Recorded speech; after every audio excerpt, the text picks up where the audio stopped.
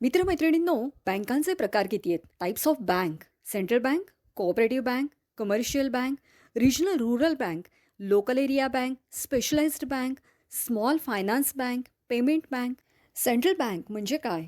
तर प्रत्येक देशाला एक सेंट्रल बँक असते आणि ती बँक इतर बँकांवर नियंत्रण ठेवत असते. भारताची सेंट्रल बँक आहे reserve bank of India. Cooperative bank म्हणजे काय? तर संस्थान किंवा ऑर्गनायझेशन, एक किंवा एकापेक्षा अधिक किंवा एखादा ऑर्गनायझेशन आणि सरकार अशी एकत्रित ही बँक चालवतात. त्याचा स्कोप खूप छोटा असतो. कमर्शियल बँक याचा पर्पज असतो हा प्रॉफिट मिळवणे. त्याचे 3 प्रकार आहेत: पब्लिक सेक्टर, प्रायव्हेट सेक्टर आणि फॉरेन बँक. पब्लिक सेक्टर इथे 50% जास्त सरकारचा अंमल असतो. प्रायव्हेट सेक्टर हे पूर्णपणे इंडिव्हिज्युअल किंवा जनरल पार्टनर्स हे चालवतात. आणि फॉरेन बँक्स याच्यामध्ये मुख्य शाखा, मेन ब्रांच ही फॉरेनमध्ये असते आणि त्याचे ब्रांचेस आपल्या देशामध्ये असतात. मित्रांनो, बँकेविषयी अजून तुम्हाला माहिती हवी असेल तर आमचा हिस्ट्री ऑफ बँक्स हा व्हिडिओ नक्की बघा.